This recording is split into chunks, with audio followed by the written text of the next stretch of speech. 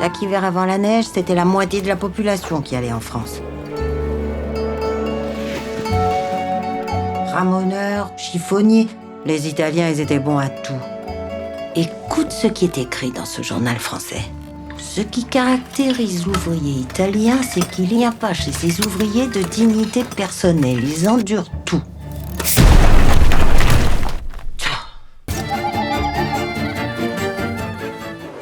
Ma grand-mère est morte quand j'avais 12 ans. Et j'ai plein de souvenirs d'elle, mais des souvenirs un peu charnels, ou des souvenirs d'elle quand elle faisait la polenta, ou des choses comme ça. Et je me dis, aujourd'hui, j'aimerais bien qu'elle me raconte son histoire, d'où elle vient, parce que pour moi, c'était Mémé, elle était toujours en noir. Et en fait, d'un coup, je me suis dit, mais Mémé, elle était jeune, belle, elle a dû attirer des hommes et tout. Et donc, je me dis, faisons-la parler. Et donc, voilà, cette petite statue de figurine de 23 cm de haut, elle me raconte sa rencontre avec mon grand-père, pourquoi il devait partir en Amérique, fait toute leur vie, quoi, la rencontre, la phase amoureuse. Je voulais témoigner de ça pour à la fois mes enfants, mais aussi pour les générations futures. En fait. Voilà, je me dis, ça c'est important parce qu'on peut aller sur Internet, trouver tout ce qu'on veut, mais derrière notre nom, il y a une histoire, il faut l'assumer. Voilà, donc, cette histoire est universelle parce que c'est un devoir de mémoire, en fait. C'est important de savoir d'où on vient. J'aurais bien aimé connaître mon grand-père. Luigi. Et ma grand-mère Césire, elle, je l'ai connue. Ah, quel beau foulard. C'était assez généalogique au début.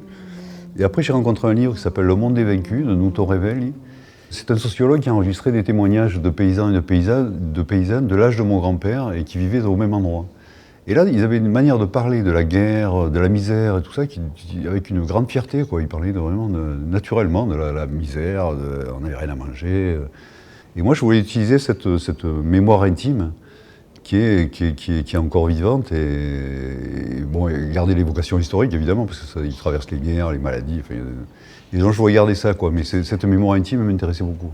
Dans les tranchées, on n'a même plus faim tellement on souffre et tellement on a peur. On monte à l'assaut comme des chèvres qui vont manger du sel. Nous sommes comme des taupes. On nous a jetés en enfer. La technique choisie, c'est du stop motion parce qu'en fait, mon père est un grand bricoleur. Tout ce qu'il faisait, c'est vraiment avec ses mains. C'est-à-dire que le dandy était vraiment, je lui ai posé des questions sur la guerre, il ne voulait pas prendre, il ne voulait pas en parler. Et la stop motion, c'est vraiment une technique qui déjà, on est obligé de réfléchir à comment les personnages vont marcher. C'est un grand bricolage, quoi. C'est du bricolage de partout, quoi. Comment ils vont rire, comment ils marchent. Soit on peut utiliser du fil de fer, soit des rotules.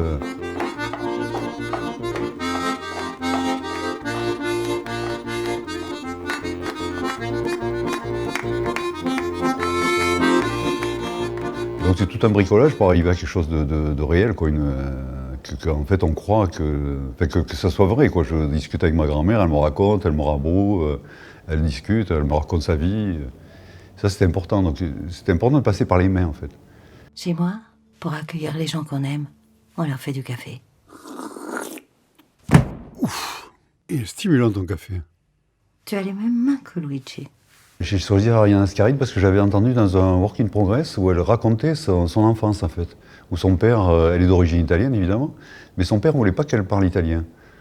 Et donc quand j'ai entendu parler de ça, je me dis, tiens, c'est marrant. Et donc elle en parlait doucement, et il y avait une force là-dedans, c'est vraiment, et je me dis, cette épaisseur-là, c'est ma grand-mère, il faut que ce soit ma grand-mère. C'est l'épaisseur de sa voix, en fait, elle donne une épaisseur au personnage, elle a une force dans son discours, je trouve ça magique, en fait. Mon père et ma mère ne voyaient pas notre mariage d'un bon œil. Comme Luigi était de la montagne et eux de la plaine, il pleurait. Si seulement il était d'en bas, mais il est d'en haut. Tu feras ta vie là-haut. Ma mère se lamentait. Rien, avec rien, tu fais une soupe claire. Mon film Interdit aux chiens aux Italiens a été sélectionné au festival du film d'animation d'Annecy. Et j'en suis très fier et ça va lancer sa future carrière.